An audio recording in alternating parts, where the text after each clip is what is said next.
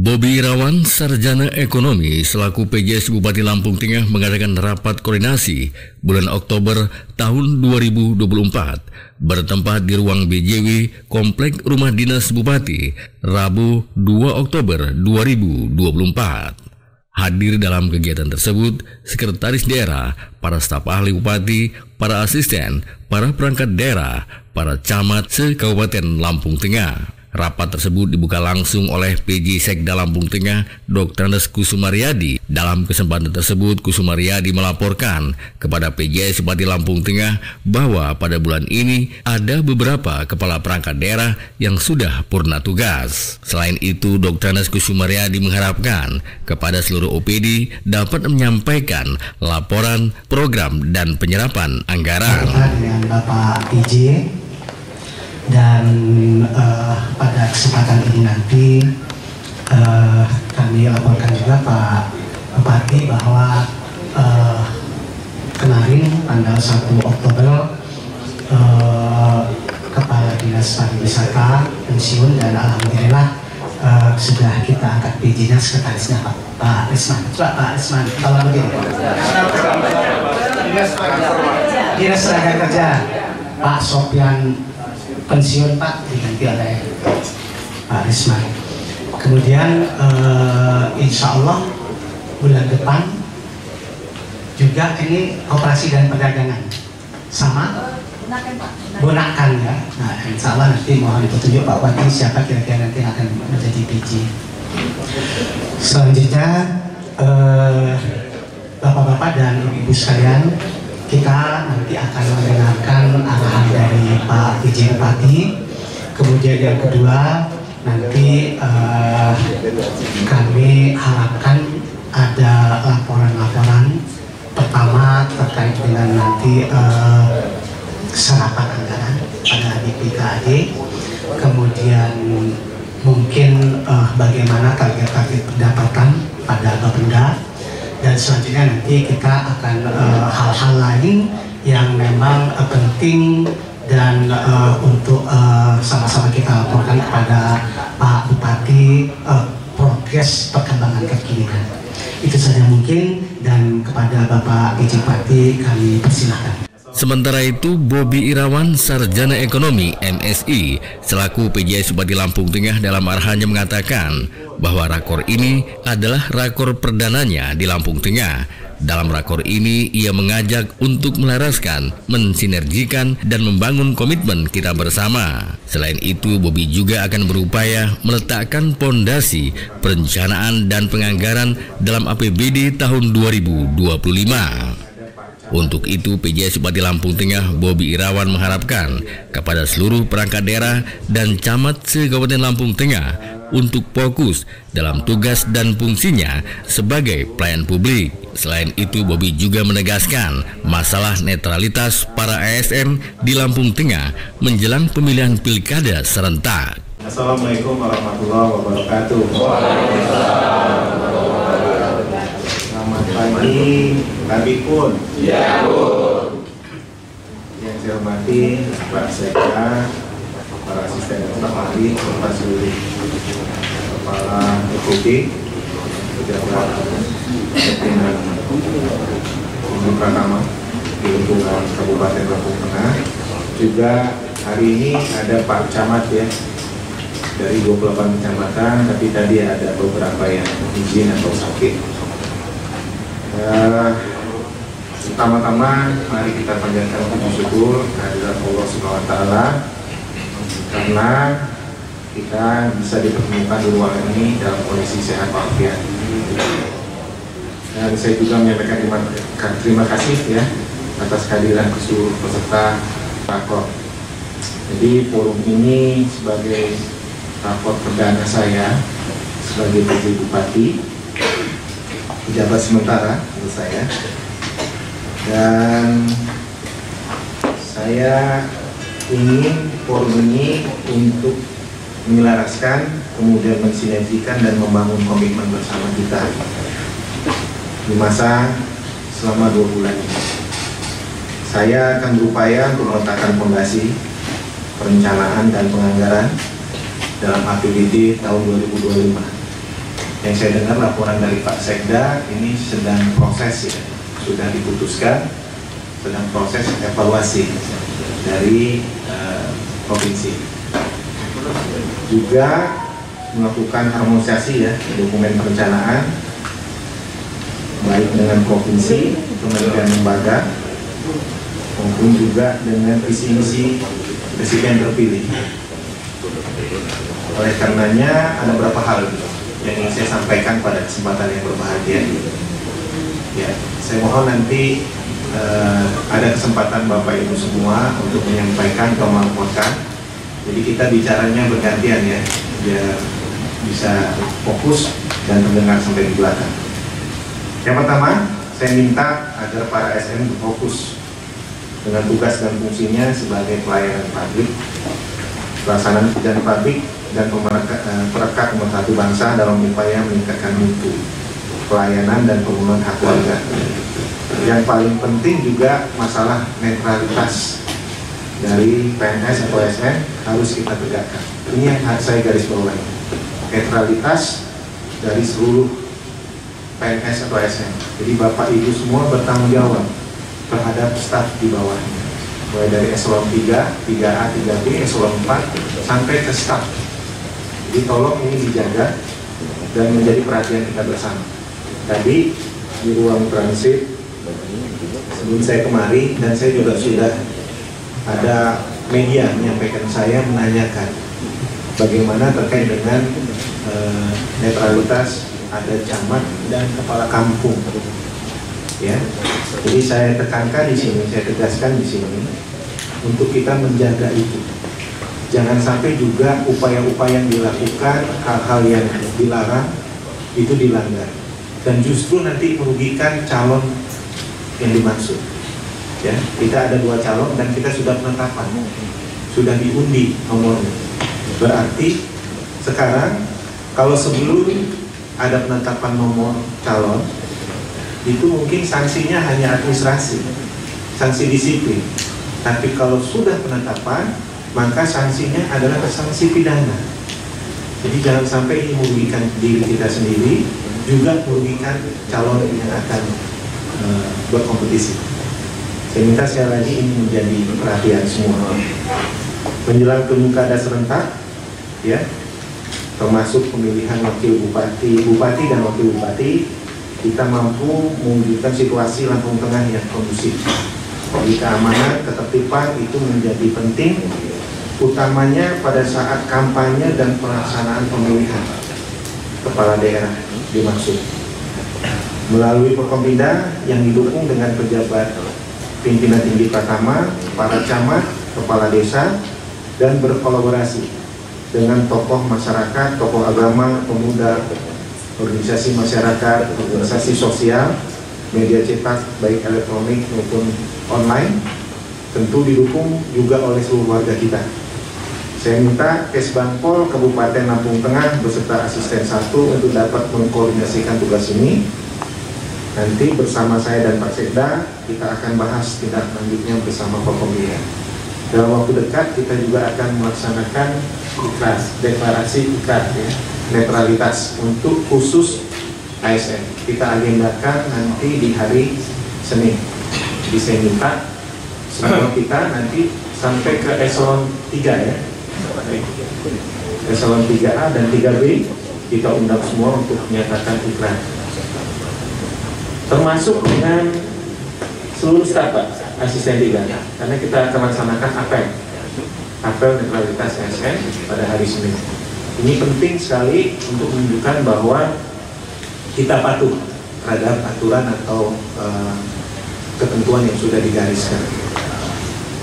Kemudian sesuai dengan arahan PJ Gubernur Lampung pada saat pengukuhan PJS untuk 4 daerah, pada Lampung, Metro, kemudian saya sendiri di Lampung Tengah dan Lampung Timur, menekankan pentingnya sinergi kolaborasi antar OPD untuk mencapai kinerja yang telah ditetapkan dalam FPJPN, FPJPD, kemudian FPJPD Provinsi Lampung tentunya, RPJMD Kabupaten Lampung Tengah dan RPJMD-nya juga, maka saya akan fokus dengan upaya harmonisasi fiskal sebagai aktualisasi dari kebijakan ekonomi makro pembenaran fiskal, dibantu oleh Bapeda, BPKAD, dan Pak Sekda selaku koordinator TAPD yang akan kita bahas dengan DPRD. Pembahasan 2020 sudah ya. Jadi hal ini telah diatur sesuai dengan PP nomor 1 tahun 2024 tentang harmonisasi fiskal.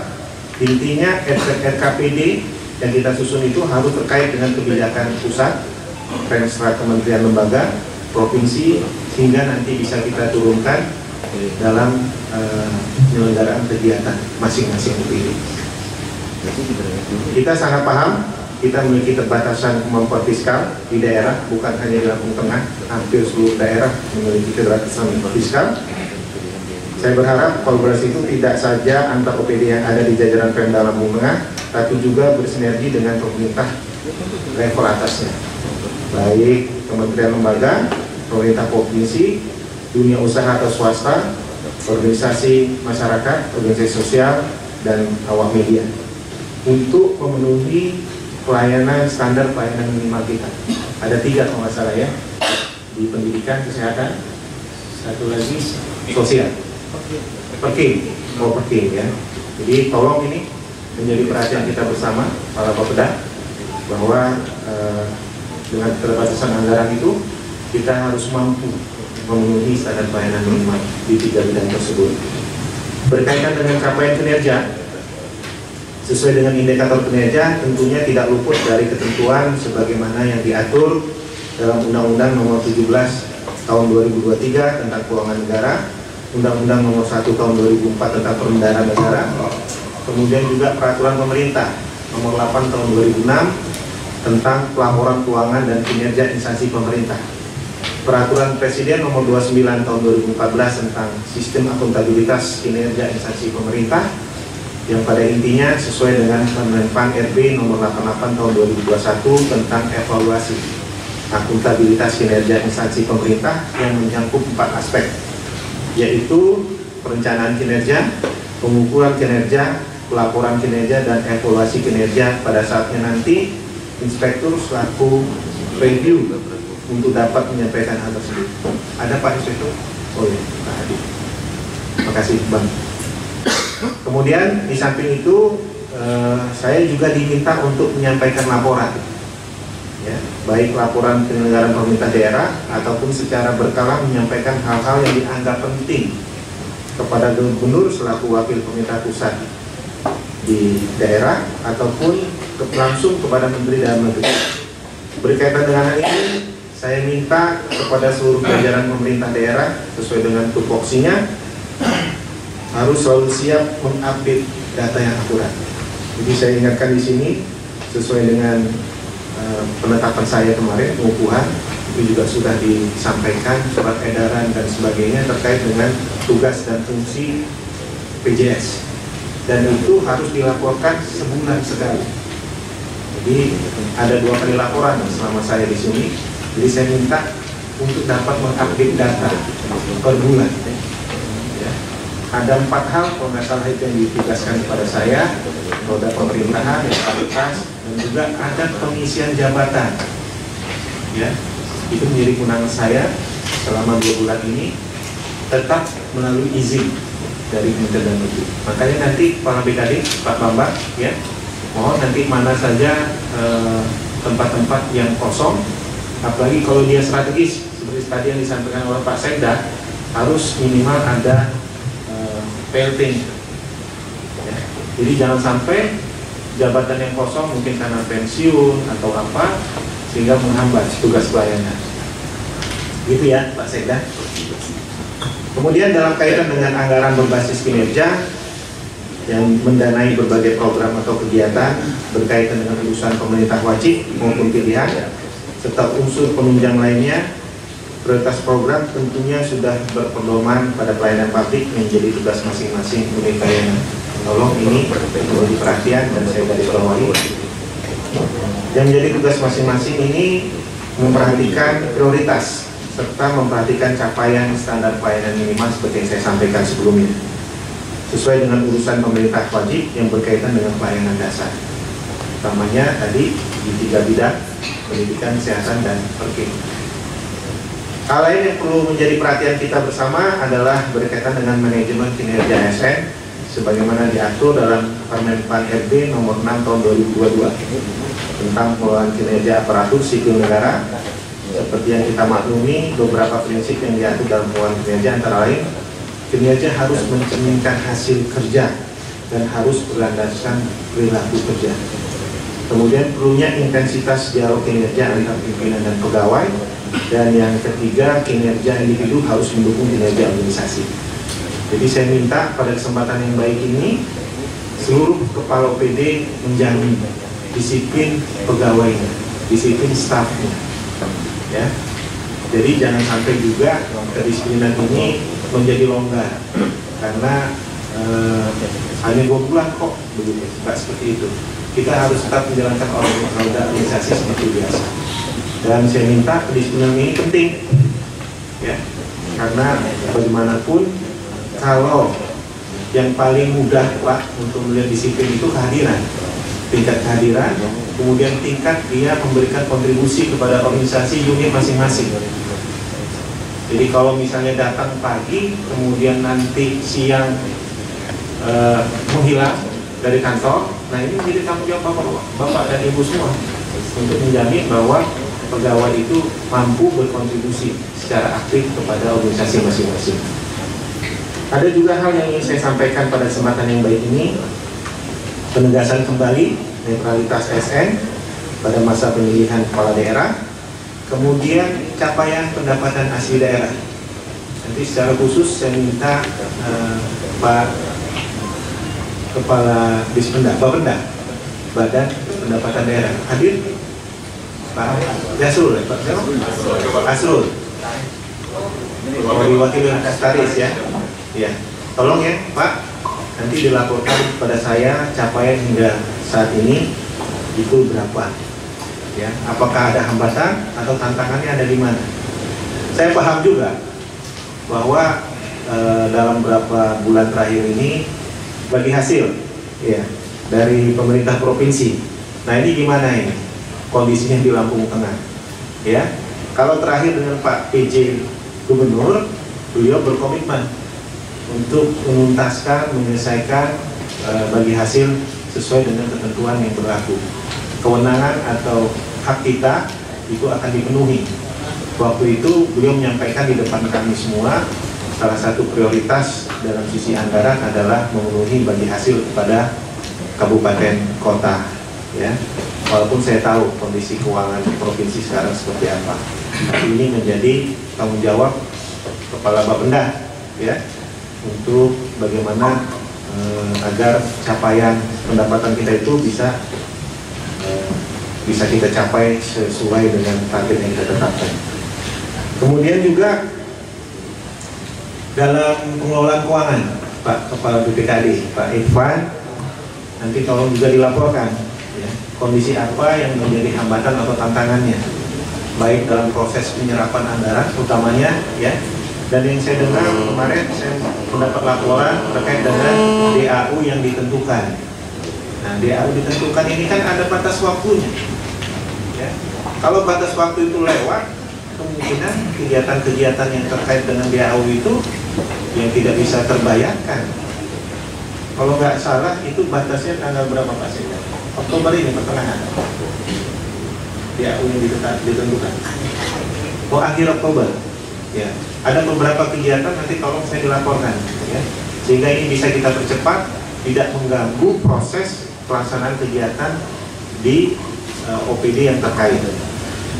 Kemudian juga program stunting, ini juga menjadi poin penting dari Pak PJ Gubernur. Dan Lampung Tengah, setahu saya prevalensinya masih cukup, alhamdulillah baik ya.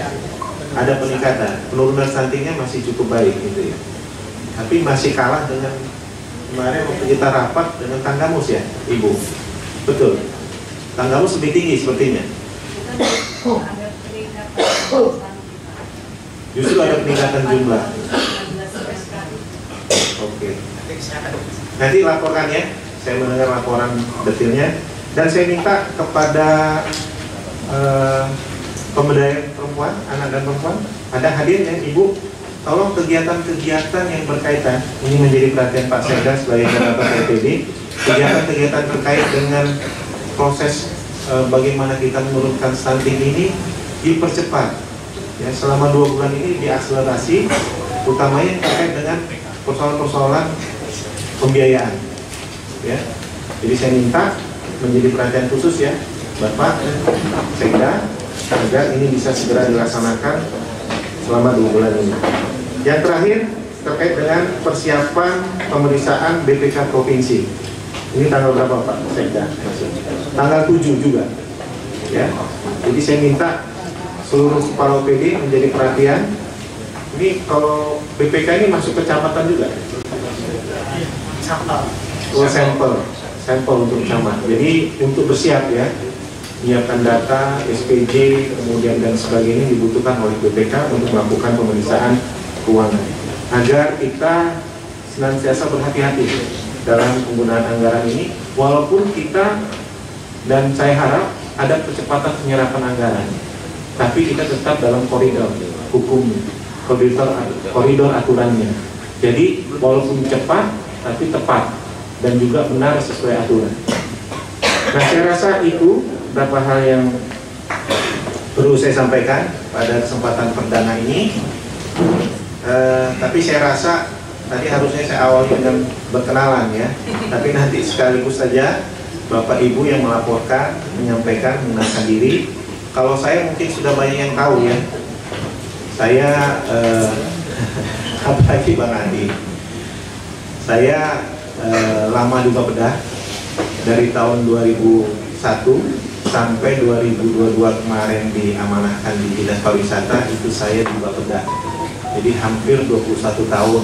Jadi ya, saya cukup paham lah terkait dengan proses penganggaran, perencanaan ya. Jadi saya cukup paham. Sebelumnya waktu CPNS saya di Lampung Barat. Jadi mungkin ada teman-teman yang dulu di Lampung Barat. Saya juga berasal dari Lampung Barat, 99 sampai 2001, pindah ke Bapeda, Provinsi, keluar-keluar Pak.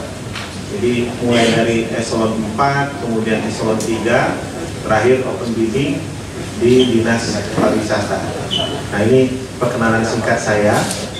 Mudah-mudahan ya kita bisa saling bersinergi, berkolaborasi untuk melaksanakan penyelenggaraan pemerintahan yang saya minta semakin baik, semakin cepat dalam pelayanan. Saya rasa itu Pak Sekda. Nanti kita dengarkan masing-masing kepala OPD menyampaikan. Di hadapan saya ini juga ada bahan rapat koordinasi, ada permasalahan yang saya baca, nanti sekaligus disampaikan secara lisan dari masing-masing kepala OPD. Dari Lampung Tengah, Tim Liputan Mitra TV melaporkan. Terima kasih Pak Bupati, kawan-kawan semua.